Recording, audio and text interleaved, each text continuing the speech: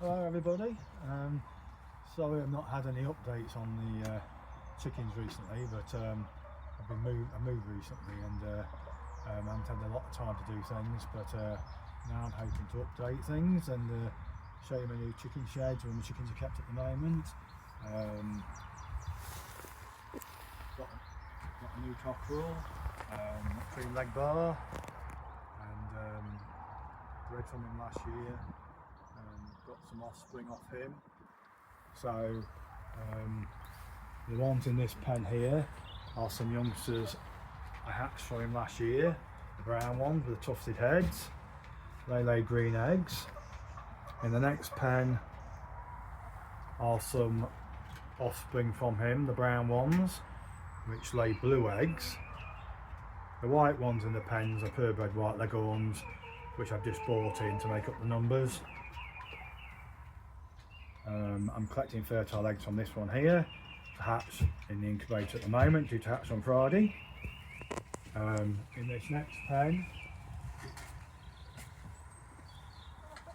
these ones here are offspring from him from last year. The two white ones, their mothers are white leghorns, and the father, the one what you've got a picture on there, the cream leg bar. The black hen is a black rock. So I'm hatching from her this year. I've got a couple of eggs due to hatch on Friday from her, and I'm collecting eggs from her to put in the incubator again in a couple of weeks' time. So this is what I call my polytunnel run, which I've just got 4 hens in here, but they seem to keep quite well in here. They lay reasonably well. They get let out on the half-acre ground every 3rd day, so I alternate them because I don't mix the hens together at the separate pens because they fight.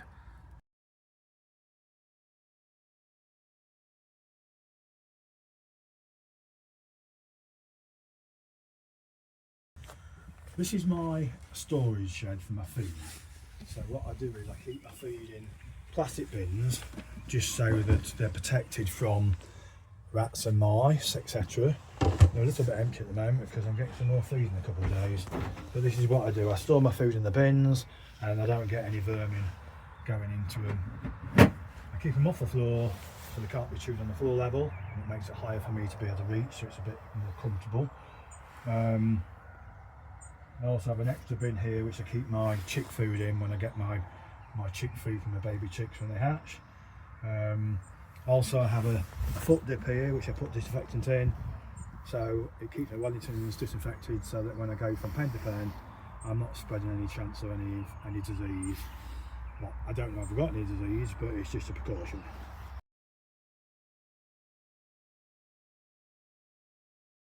This is roughly half an acre. This side of the wrought iron gate and that side. The chickens are allowed on here for a brief amount of time every day. If I leave them on constantly, they scut it up and it looks like a mess. But they're allowed on here for a few hours a day, find a few worms and different things, gives them a bit of freedom. But obviously, over the last few months, they've had to be shut in because of the bird flu epidemic that's been around. But recently, things have calmed down and there shouldn't be any problem. They share it with my 2 Sebastopol geese, which I'll show you the Sebastopol geese house, which is where they sleep at night. That's the Sebastopol goose house, which they're in at night, stopping the fox killing them. Sounds a bit blunt, but that's what the fox would do.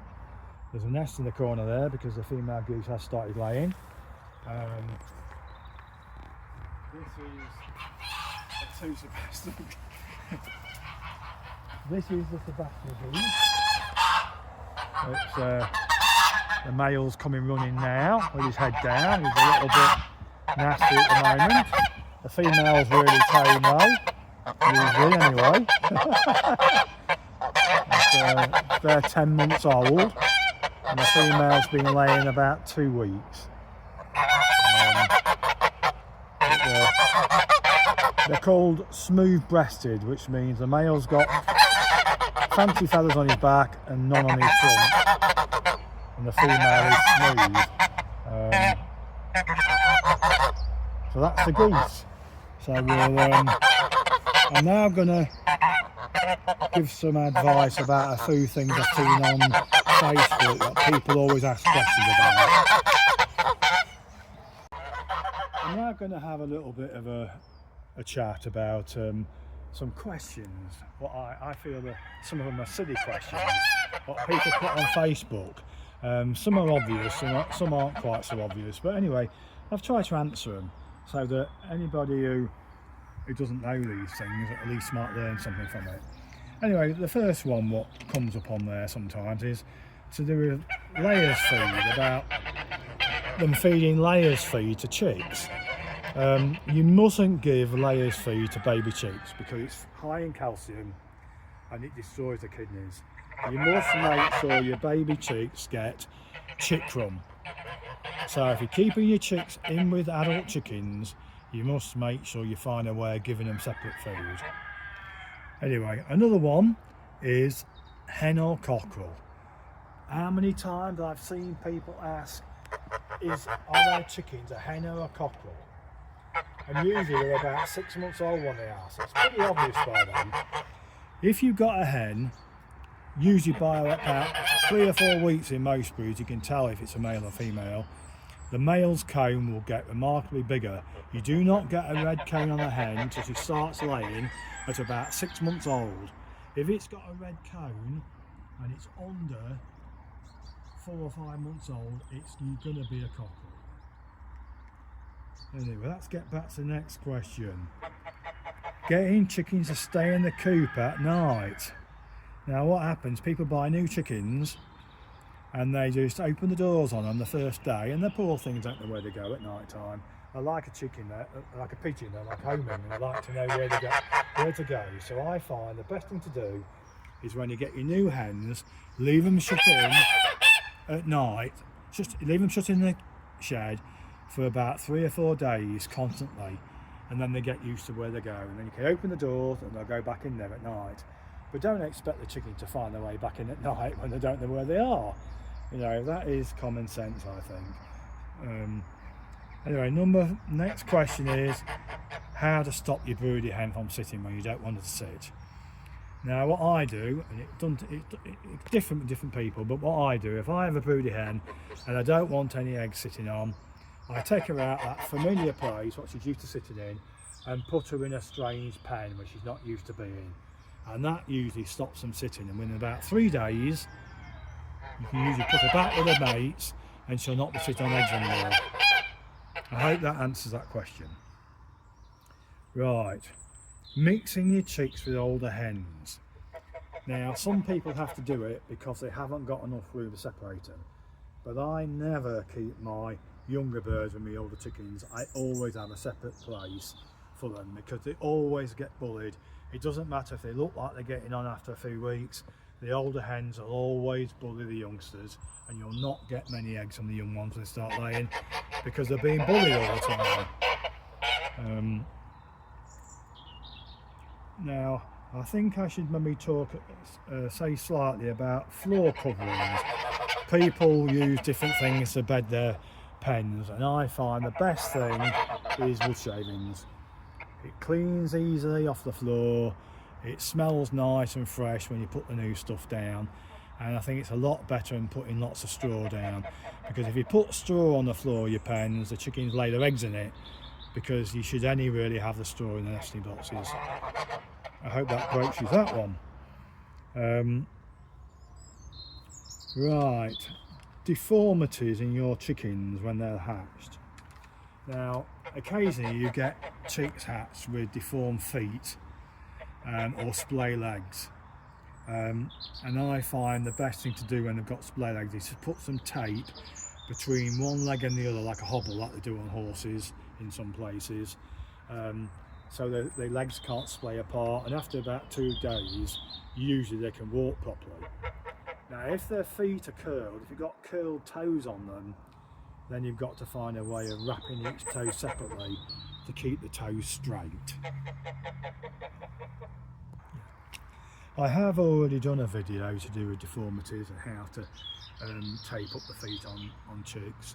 I'll add a link so that you can get to that reasonably easy. Right, dust baths is a thing what's brought up quite a lot. How to keep my chickens from having mites, fleas, etc. And I find the best thing to do is to put a plastic tub in the corner of your pen and put some wood ash and sand in there. Wood ash is brilliant for getting rid of mites.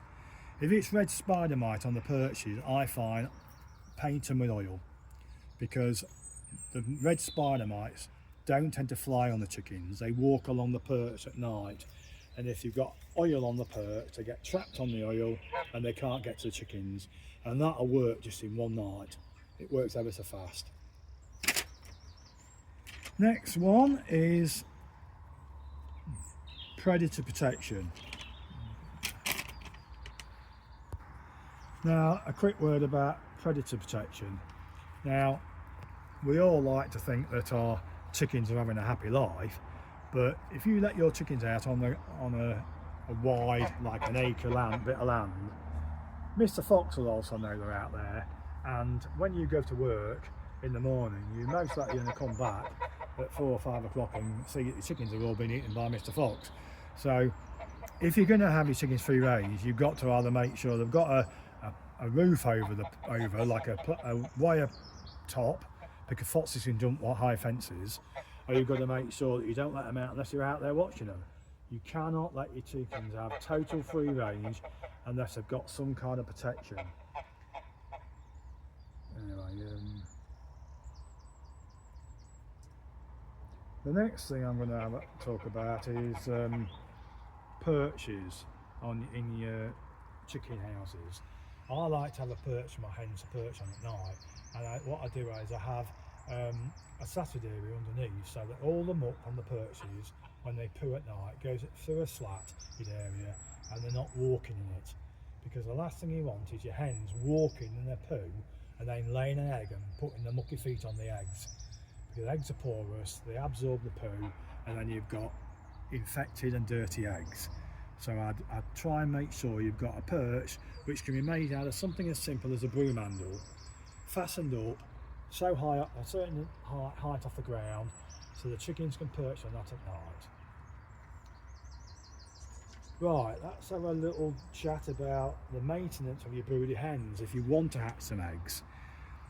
You can't just leave the broody hen to herself, because she'll sit there for weeks on end and not eat and drink. I find the best thing to do is get the hen off the nest once a day to have a poo, eat and drink, because if you don't get off the nest, she'll poo in the nest, it'll dirty the eggs, and then maybe won't hatch.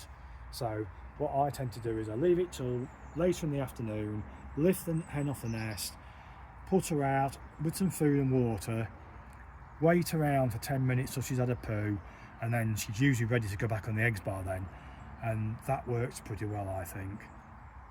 So last but not least, it's ventilation. If you've got your chickens in a shed, mostly, you need to make sure you've got them well ventilated, because if they're stuffy, they'll smell, and it's healthier if they're ventilated. So what I do is I drill some holes in the end of the sheds, about this, I don't know, about the size of an egg, roughly the hole is, and I put about 6 holes at one end, 6 holes at the other end, and it helps a draft go through. Usually you want the holes facing from south to north, north to south, so that you get a good brisk wind going through the top bit. But the top wind is better than a low wind. They're not getting a draft, they're just getting a breeze flowing through, so it helps make the place smell nice and clean, not mucky. But anyway, thank you very much for listening to me waffling on, but I'm hoping that what I've said will help somebody, and thank you, and I'll update in hopefully a few months' time. Thank you, bye.